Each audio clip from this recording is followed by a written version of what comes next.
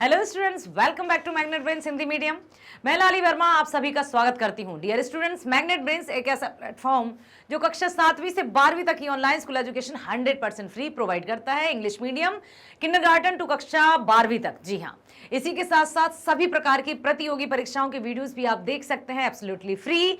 और बात बता दूं, इतना ही नहीं, जी हाँ, और भी बहुत कुछ है मैग्नेट ब्रेन्स पर। बुक्स, ई बुक्स भी अवेलेबल हैं। आप डिस्क्रिप्शन बॉक्स में जाइए, लिंक्स दी हैं जहां पर आप आगे आने वाले एग्जाम्स के लिए तैयारियां कर सकते हैं, क्रैक कर सकते हैं, अपने लक्ष्य पर पहुंच सकते हैं। इसीलिए मैं कहती हूं हर एक विषय के वीडियोस देखिए, लाइक कीजिए, सब्सक्राइब कीजिए और शेयर कीजिए, अधिक से अधिक शेयर कीजिए ताकि सभी तरफ magnet brains free online best education पहुंच सके। चलिए तो चलते हैं एक और नए टॉपिक की तरफ। जी हाँ, आज हम शुरू करने जा रहे हैं हमारी पाठ्य पुस्तक आरोह भाग 2 का पाठ है 17। जी हाँ, नाम है शिरीष के फूल। कितने सुंदर है ना, आपने भी देखे होंगे। आज हम यही पढ़ने वाले हैं जो कि हजारी प्रसाद द्विवेदी जी द्वारा पाठ लिखा है। क्या कहा होगा, क्या बताया होगा, क्या कहा होगा इन्होंने कि शिरीष के फूल, आखिर शिरीष के फूल क्या देखे हैं आपने, यही सब जानेंगे हम इस वीडियो के दौरान। तो आ जाइए मेरे साथ। सबसे पहले हम जानते हैं लेखक परिचय। हजारी प्रसाद द्विवेदी जी, जाना माना नाम, सुप्रसिद्ध नाम, विश्वविख्यात नाम, एक ऐसा नाम जिन्होंने हिंदी साहित्य में अपनी अनूठी पहचान बनाकर रखी है। हजारी प्रसाद द्विवेदी जी को नमन करते हैं और चलते हैं जीवन परिचय की ओर। आचार्य हजारी प्रसाद द्विवेदी जी हिंदी साहित्य के प्रमुख साहित्यकार माने जाते हैं। ठीक है, उनका जन्म सन 1907 उत्तर प्रदेश के बलिया जिले के आरत दुबे का छपरा नामक स्थान में हुआ था। कब हुआ था? 1907 में। ठीक है, उसी के साथ साथ उनके पिताजी का नाम श्री अनमोल द्विवेदी, जो संत स्वभाव के व्यक्ति थे। संत का अर्थ समझते हैं आप? संत अर्थात जो सच्चाई पर चले, संत अर्थात जो सत्य और ईमानदारी के साथ अपना जीवन व्यतीत करे।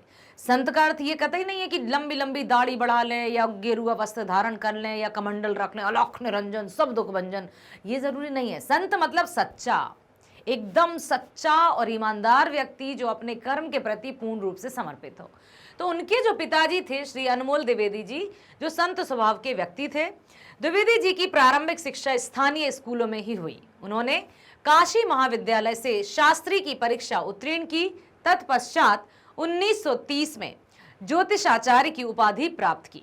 जन्म हुआ 1907 में और 1930 में ज्योतिष आचार्य की उपाधि भी प्राप्त कर ली। ज्योतिष आचार्य समझते हैं ना, ज्योतिषी, भविष्य और वर्तमान या फिर एक ऐसी वेद और पुराण के अंदर जो ग्रंथ का ज्ञान होता है। इसी वर्ष ये शांति निकेतन में हिंदी अध्यापक के पद पर भी नियुक्त हुए। इसी पद पर रहते हुए इनका रविंद्रनाथ ठाकुर, क्षितिज मोहन सेन, आचार्य नंदलाल बसु आदि महानुभावों से संपर्क हुआ। शांति निकेतन का संबंध रविंद्रनाथ ठाकुर जी से है, ये आप भी जानते होंगे। गुरुदेव रविंद्रनाथ ठाकुर जी को या टैगोर जी को प्रकृति के साथ सानिध्य में या जब भी वो शिक्षा देते थे, जब भी वो अपने शिष्यों को पढ़ाते थे, तो खुले वातावरण में शिक्षा प्रदान करते थे। उनका मानना था कि प्रकृति भी हमें सिखाती है और ये बिल्कुल सच है कि यदि हम बंद कमरों में शिक्षा प्रदान करेंगे तो विद्यार्थी अपने मस्तिष्क को पूरी तरह से खुला करके शिक्षा ग्रहण नहीं कर पाएगा। तो वे हमेशा प्रकृति के सानिध्य में रहकर ही शिक्षा प्रदान करते थे। शांति निकेतन, रविंद्रनाथ टैगोर जी, जब कभी भी आता है रविंद्रनाथ टैगोर जी का नाम, तब शांति निकेतन का नाम आता ही है। तो जब यहाँ पर हिंदी अध्यापक के पद पर नियुक्त हुए द्विवेदी जी और वहीं पर इनसे इनका संपर्क हुआ। सन 1950 में काशी हिंदू विश्वविद्यालय के हिंदी विभाग के अध्यक्ष नियुक्त किए गए। अब 1950 की बात है। हिंदी विभाग के अध्यक्ष, जिसको अंग्रेजी में एचओडी कहते हैं ना, एचओडी, हेड ऑफ डिपार्टमेंट, वो नियुक्त हुए। उसके बाद सन 1960 में उनको पंजाब विश्वविद्यालय चंडीगढ़ के हिंदी विभाग अध्यक्ष पर नियुक्त किया गया। तत्पश्चात यहां से अवकाश लेकर ये भारत सरकार की हिंदी विषयक समितियों एवं योजनाओं से जुड़े रहे। लखनऊ विश्वविद्यालय से इन्होंने डीलिट की मानद उपाधि प्राप्त की और आलोक पर्व पर इनको साहित्य अकादमी पुरस्कार प्राप्त हुआ। इनकी रचना है आलोक पर्व, जिस पर इन्हें साहित्य अकादमी पुरस्कार प्राप्त हुआ। भारत सरकार ने इनकी साहित्यिक साधना को परखते हुए इनको पद्म भूषण की उपाधि से भी सुशोभित किया। सन 1979 में दिल्ली में ये अपना उत्कृष्ट साहित्य सौंपकर चिन्निद्रा में लीन हो गए। सन 1907 से 1979, ठीक है, 1907 में जन्म हुआ और 1979 79 को क्या कहते हैं, 79 में देहांत। नाम है पाठ का शिरीष के फूल। क्या आपने देखे हैं शिरीष के फूल?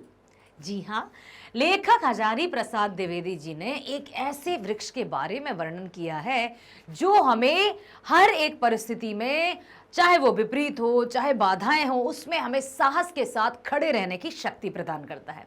यही है शिरीष। जी हाँ, शिरीष का फूल जो है वो वसंत ऋतु से प्रारंभ होता है और आषाढ़ सावन, अर्थात वसंत ऋतु कौन से महीने में होती है? फरवरी मार्च में ले चलिए आप। वसंत ऋतु फागुन का महीना जो रहता है, अंग्रेजी कैलेंडर में फरवरी और मार्च हम ले सकते हैं। आषाढ़ और सावन तक चलता है, मतलब फरवरी या मार्च से शुरू होकर फूलना शुरू करता है और आषाढ़ या सावन मतलब जुलाई अगस्त सितंबर तक रहता है। इतने लंबी अवधि तक कौन से फूल रहते हैं? नहीं रहते। बहुत सारे फूलों का यहाँ पर वर्णन किया है, जैसे कनेर के फूल हुए, गर्मियों में फूलते हैं लेकिन ये भी कुछ दिनों में फिर झड़ जाते हैं। और भी बहुत सारे फूल हैं। तो इस तरह से अमलतास एक फूल रहता है। और एक और बात की थी उन्होंने, पलाश। पलाश जानते हो आप? पलाश के फूल जो रहते हैं, जो फागुन के महीने में फूलते हैं, जिनका पहले जब होली खेली जाती थी ना, जब ये केमिकल रंग नहीं हुआ करते थे होली खेलने के लिए, तब लोग बाग पलाश के फूलों को भिगोकर रख देते और उससे जो कलर निकलता था ऑरेंज कलर का, उससे होली खेलते थे। और वो रंग इतना पक्का कि कपड़े फट जाएंगे लेकिन रंग नहीं निकलेगा पलाश। लेकिन वो भी कुछ समय के लिए रहता है और फिर जड़ जाता है और ठूंठ का ठूंठ बचा रहता है। लेकिन बात करें यदि शिरीष के फूल की, तो शिरीष का फूल शुरू होता है और महीनों तक फूला ही रहता है। स्वभाव अर्थात इसका इतना कोमल रहता है फूल कि यदि उस पर कोई पक्षी बैठ जाए ना तो फूल झड़ जाता है। मतलब स्वभाव में कोमलता। ऐसे व्यक्ति जो साहस के साथ अपना जीवन व्यतीत करते हैं, ऊपर से ऐसा लगता है कि बाप रे ये तो बड़े खतरनाक हैं, कठोर दिल हैं, लेकिन उनका मन इतना कोमल रहता है। तो ये शिरीष का फूल उसी तरह के व्यक्तियों की ओर संकेत करता है। लेखक ने यह भी लिखा है कि ये भौरे का वजन तो झेल लेते हैं जैसे तैसे, लेकिन पक्षी यदि बैठ जाएगा तो वो जड़ जाता है। आइए चलते हैं, पढ़ते हैं कि लेखक ने किस तरह से लिखा है।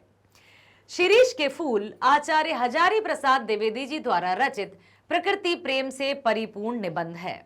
इसमें लेखक ने आंधी, लू और गर्मी की प्रचंडता में भी अवधूत की तरह अविचल होकर कोमल फूलों का सौंदर्य बिखेर रहे शिरीष के माध्यम से मनुष्य के जीने की अजय इच्छा और कलह द्वंद्व के बीच धैर्यपूर्वक लोक चिंता में लीन कर्तव्यशील बने रहने को महान मानवीय मूल्य के रूप में स्थापित किया है। बता देती हूं। देखिए, शिरीष के फूल के बारे में उन्होंने ये कहा है, चाहे आंधी हो, चाहे लू हो या गर्मी हो, भयंकरता जो जेठ की गर्मी रहती है, जो मई और जून की गर्मी रहती है, ऐसी गर्मी ऐसा लगता है जैसे सूरज आग के गोले बरसा रहा हो। पृथ्वी भी पूरी तरह से तप जाती है, छाया भी छाया ढूंढती है, कहीं भी छाया तक नजर नहीं आती है, पूरी तरह से सब एकदम तपा हुआ रहता है। ऐसे में भी शिरीष का फूल खड़ा रहता है एक अवधूत की तरह, अविचल, बिना विचलित हुए, बिना घबराए हुए, बिना डरे हुए, बिना सहमे हुए, अपने आप जैसे शुरू हुआ था वैसे ही वो खड़ा रहता है।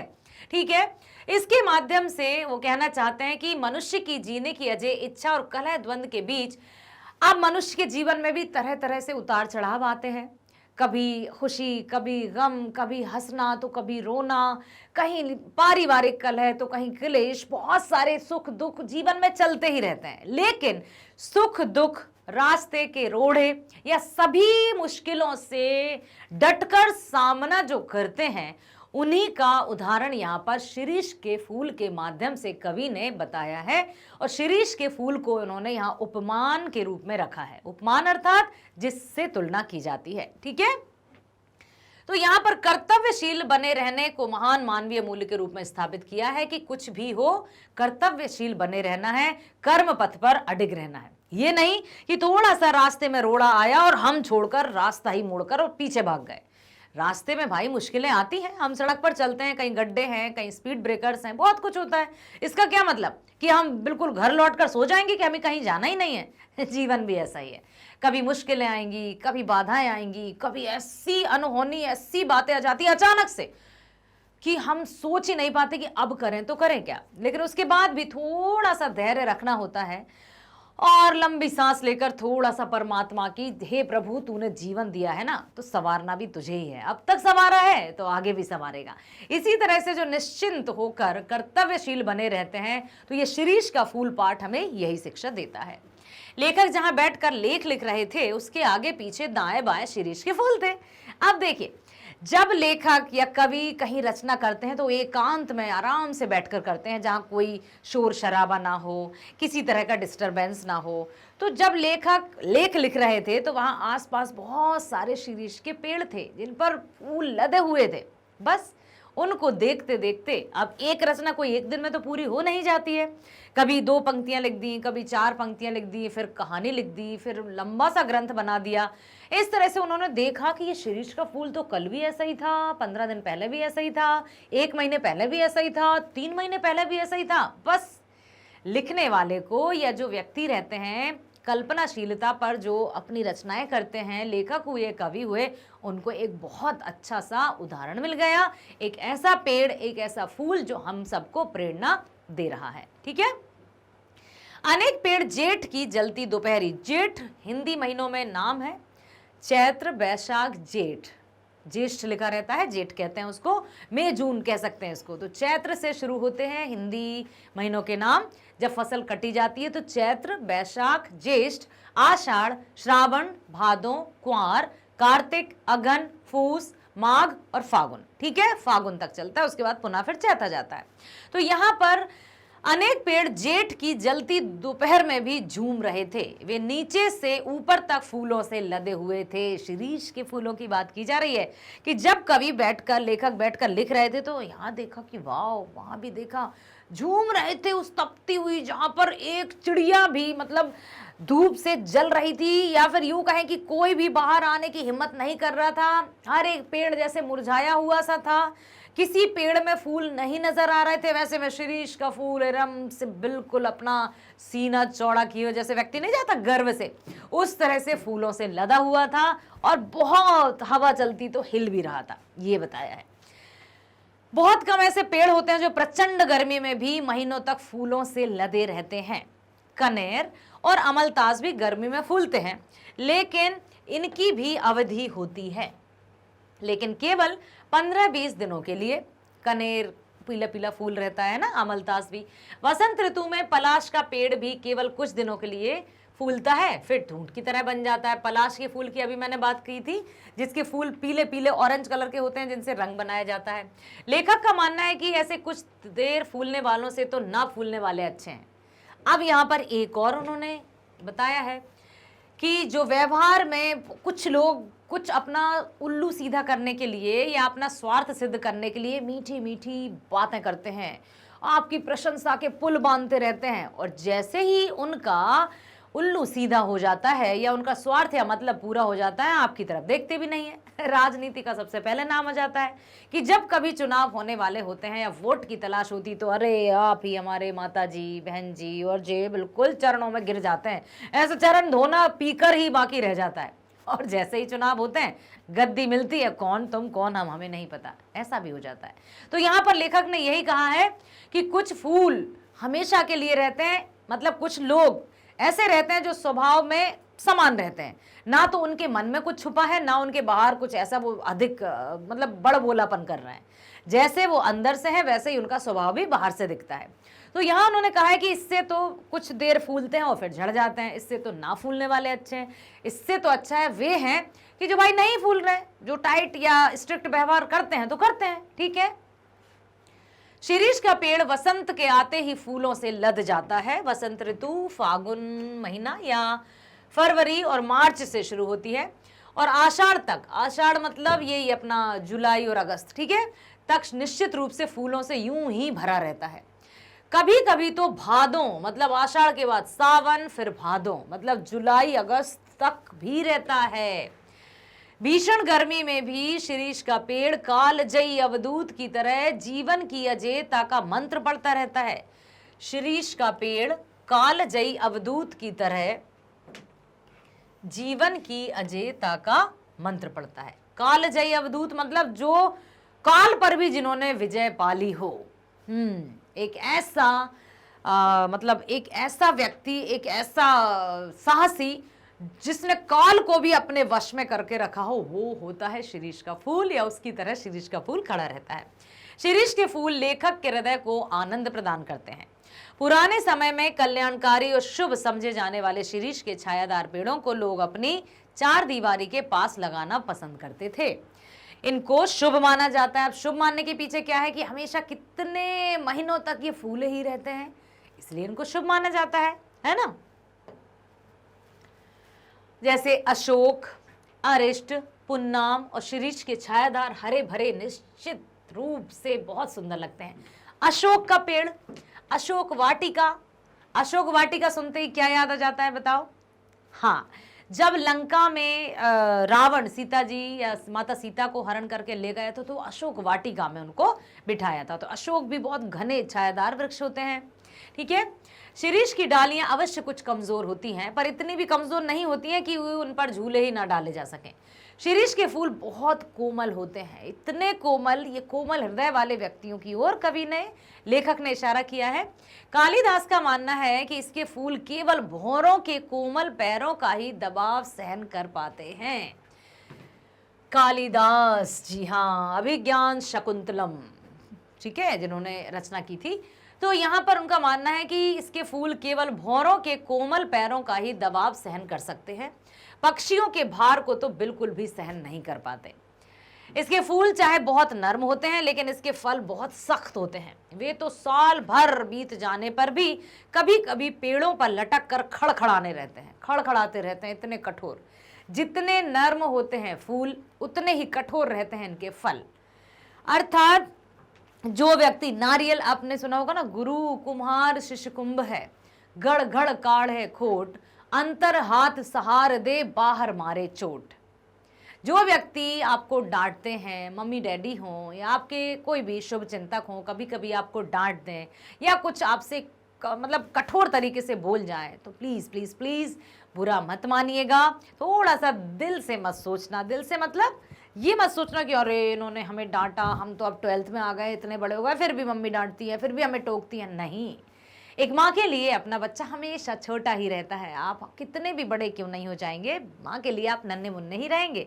तो यहाँ पर यही बताया कि व्यवहार में कठोर व्यक्ति कभी कभी और अक्सर हमारी गलतियों पर वही व्यक्ति डांटते हैं जो हमारा भला चाहते हैं, क्योंकि वे नहीं चाहते कि आप डिस्ट्रैक्ट हो जाएं या आप इस तरफ मुड़ जाएं जहां पर कि सही रास्ता नहीं है। इसलिए डांट खा लो, थोड़ी सी बात मान लो थोड़ी सी, ताकि जीवन, आपका आने वाला जीवन बहुत अच्छे से चल सके। इसके फूल चाहे बहुत नर्म होते हैं, लेकिन इसके फल बहुत सख्त होते हैं। वे तो साल भर बीत जाने पर भी कभी कभी पेड़ों पर लटक कर खड़खड़ाते हैं। लेखक का मानना है कि वे नेताओं की तरह होते हैं जो जमाने का दुख नहीं देखते और जब तक नए लोग उन्हें धक्का मारकर निकाल नहीं देते। अर्थात कुछ ऐसे नेता होते हैं, ऐसे व्यक्ति होते हैं जो जिसने गद्दी पकड़ ली, अब वो जाना ही नहीं है कहीं, ऐसा भी होता है। लेखक को आश्चर्य भी होता है कि पुराने की यह अधिकार इच्छा समाप्त क्यों नहीं होती। भाई मतलब जो भी आ गया है सत्ता में या जिसको जो सुख प्राप्त हो गया है, तो अब नए लोगों को थोड़ा वो दे, अवसर दे। लेकिन गद्दी का मोह, सत्ता का मोह जैसे खत्म ही नहीं होता। ऐसा लगता है जैसे पस उसी से जुड़े हुए हैं। बुढ़ापा और मृत्यु तो सभी को आना है। शिरीष के फूलों को झड़ना ही होता है, पर पता नहीं वे अड़े क्यों रहते हैं। अब यहाँ पर यही है कि देखो, मृत्यु तो सबकी आती है, जीवन का अंत तो सबका होना है।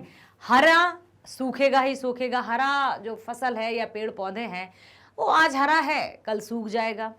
मनुष्य का जन्म होता है, बच्चा है, कल बूढ़ा होकर मृत्यु को प्राप्त हो जाएगा। लेकिन इसी जीवन काल में ये जो स्वार्थ, मतलब मेरा तेरा, इतने कर्म कर देता है व्यक्ति कि इतने से जीवन में भी वो सबके खून को आंसू भी रुला देता है। ठीक है, आखिर क्यों है? वे मूर्ख हैं जो सोचते हैं कि उन्हें मरना नहीं है। मरना तो निश्चित है, यही जीवन का सत्य है। इस संसार में अमर होकर तो कोई नहीं आया, काल देवता की नजर से तो कोई भी नहीं बच पाता। शीरीष का पेड़ ऐसा है जो सुख दुख में सरलता से हार नहीं मानता। ऐसे ही हमें भी रहना है। परिस्थितियां सदा एक सी नहीं रहती। जब धरती सूर्य की तेज गर्मी से दहक रही होती है, तब भी वह पता नहीं उससे रस प्राप्त करके किस प्रकार जीवित रहता है। किसी वनस्पति शास्त्री ने लेखक को बताया है कि वह वायुमंडल से अपना रस प्राप्त कर लेता है। मतलब ये बताया गया है वनस्पति शास्त्री द्वारा कि वह वायुमंडल से अपना रस प्राप्त कर लेता है। जबकि भीषण गर्मी होती है, लू चलती है, कहीं से कुछ ऐसा, हर एक पेड़ पौधे अधिकतर सूख जाते हैं, फूलों का तो नामो निशान नहीं होता, लेकिन ये तब भी अड़ा रहता है। ठीक उसी तरह से व्यक्ति भी है। ऐसे कई व्यक्ति रहते हैं जो आंधी तूफान, दुख, तकलीफ, मुश्किलें सब कुछ सहन करके भी अपने जीवन में हमेशा आगे बढ़ते रहते हैं। लेखक की मान्यता है कि कबीर और कालिदास भी शीरीष की तरह बेपरवाह रहे होंगे, क्योंकि जो कवि अनासक्त नहीं रह सकता वह फक्कड़ नहीं बन सकता। अब अर्थात अनासक्त और आसक्त, ये बिल्कुल आपके बता देती हूं। आसक्त मतलब मोह माया के प्रति पूरी तरह से समर्पित रहना, किसी के प्रति आसक्त हो जाना। लोभ, मोह, माया, ये सब अर्थ, लोभ, काम, ये सारी वस्तु कि इसके प्रति जो व्यक्ति आसक्त हो जाता है वो एक तरह से अक्खड़ तो नहीं बनता किसी के प्रति, क्योंकि उसके मन में कहीं ना कहीं किसी को देखकर, किसी वस्तु को देखकर लालच आ जाता है, और जब लालच आ जाता है तो उसको पाने की इच्छा उसको होने लगती है। और जो व्यक्ति अनासक्त रहता है, जिसे इन चीजों से कोई मतलब नहीं रहता, वो हमेशा कठोर स्वभाव रखे रहता है। तो यहां पर यही बताया है कि कबीर और कालिदास भी शीरीष की तरह बेपरवाह रहे होंगे, क्योंकि जो कभी अनासक्त नहीं रह सकता वह फक्कड़ नहीं बन सकता। मतलब यहां पर ये जो थे कबीर और कालिदास, ये अनासक्त थे। इनके लिए, इनके जीवन में किसी तरह का मोह, लोभ, लालच या किसी प्रिय वस्तु या व्यक्ति को देखकर इनके मन में वो आसक्ति नहीं आई थी, उसकी तरफ वो नहीं झुके थे, है ना। शीरीष के फूल भी फक्कड़पन की मस्ती लेकर झूमते हैं। कालिदास के अभिज्ञान शकुंतलम में महाराज दुष्यंत ने शकुंतला का एक चित्र बनाया। शकुंतला, और सुना ही होगा आपने, तो ये कालिदास की रचना है अभिज्ञान शकुंतलम। महाराज दुष्यंत और शकुंतला का नाम भी आपने सुना होगा। तो महाराज दुष्यंत ने शकुंतला का एक चित्र बनाया, पर उन्हें बार बार यही लगता था कि इसमें कुछ कमी रह गई है। अभिज्ञान शकुंतलम की हम बात कर रहे हैं, जो कि कालिदास द्वारा रचित है। उसमें यह बताया गया है कि महाराज दुष्यंत ने शकुंतला का एक चित्र बनाया और उनको ये लग रहा था कि अभी इस चित्र में कुछ तो कमी रह गई है। क्या कमी रह गई? सब कुछ ऊपर से नीचे तक बार बार देखते, लेकिन फिर भी लगता कमी रह गई। वो कमी देखिए, वो कमी यही थी, काफी देर बाद उन्हें समझ आया कि शकुंतला के कानों में शीरीष के फूल बनाना तो भूल ही गए।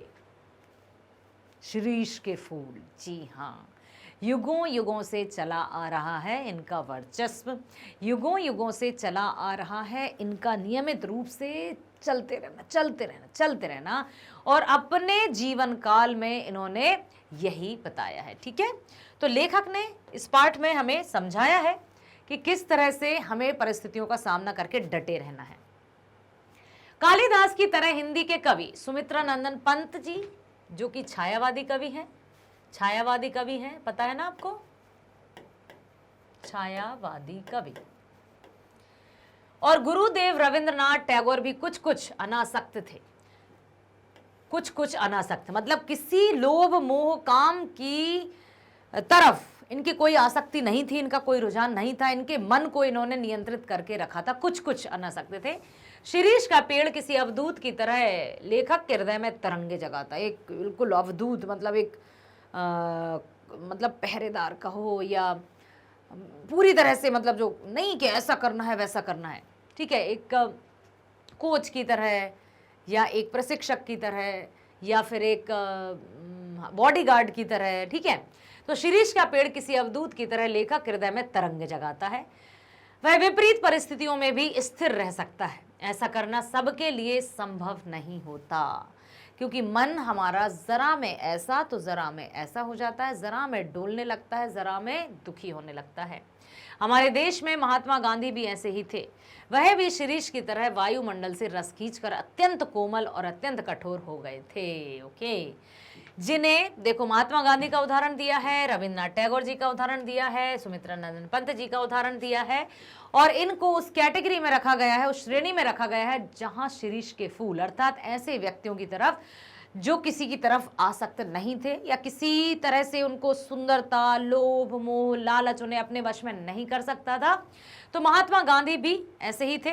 वह भी शिरीष की तरह वायुमंडल से रस खींचकर अत्यंत कोमल और अत्यंत कठोर भी हो गए थे। लेखक जब कभी शिरीष को देखता है तो उसे हृदय से निकलती आवाज सुनाई देती है कि अब वह अवधूत यहाँ नहीं है। जब कभी भी शिरीष को देखता है तो बस यही समझ में आता है उनको कि अब वह अवधूत नहीं है, अर्थात लोगों की मानसिकता में कितना अंतर आ गया है, लोगों की सोच में कितना अंतर आ गया है। लोग जो कि हमेशा निस्वार्थ भाव से एक दूसरे की सहायता के लिए तत्पर रहा करते थे, आज वो केवल अपने स्वार्थ की सिद्धि के लिए दूसरे के खून तक का प्यासा हो जाता है। हर एक व्यक्ति जिसको कि पता है कि जीवन है तो मृत्यु निश्चित है, लेकिन उसके बाद भी मोह, लोभ, लालच में इस कदर उलझा हुआ है कि खून के रिश्ते तक दूर हो गए हैं। खून के रिश्ते भी ऐसा लगता है जैसे कि बस एक दूसरे के खून के प्यासे हो गए हैं। प्रिय विद्यार्थियों, बस यही कहना चाहूंगी कि जीवन में सफलता प्राप्त करना, खूब धन दौलत कमाना, लेकिन अपने हृदय में कोमलता अवश्य लेकर आना, अपने हृदय में दूसरों के प्रति दया और परोपकार की भावना लेकर आना, माता पिता का हमेशा साथ देना, कभी भी उनसे दूर नहीं जाना। तभी तो मैं कहती हूं कि देखते रहिए हमारे मैग्नेट ब्रेन्स प्लेटफॉर्म पर, जो आप सभी को कक्षा 7वीं से 12वीं तक की online school education 100% free provide करता है। यदि इंग्लिश मीडियम की मैं बात करूं तो किंडरगार्टन से कक्षा 12वीं तक की ऑनलाइन स्कूल एजुकेशन फ्री। इतना ही नहीं, सभी प्रकार की प्रतियोगी परीक्षाएं जैसे NTSC, olympiad, IIT, JEE, NEET, UPSC, bank, insurance, सभी प्रकार की प्रतियोगी परीक्षाओं के वीडियोस भी प्रोवाइड किए जाते हैं 100% फ्री। एक और बात ध्यान से सुनो, यस मैं आप ही से कह रही हूं, ई बुक्स और बुक्स भी अवेलेबल हैं। डिस्क्रिप्शन बॉक्स में जाइए, लिंक दी है जो आपकी आगे आने वाली प्रतियोगी या कॉम्पिटिटिव एग्जाम्स में बहुत हेल्प करने वाले हैं। बेस्ट है तो यहां पर जाइए और बने रहिए हमारे साथ। चलिए तो मिलते हैं नेक्स्ट वीडियो में। स्वस्थ रहिए, खुश रहिए, सच्चाई के मार्ग पर चलिए, आगे बढ़िए। Bye, thank you so much.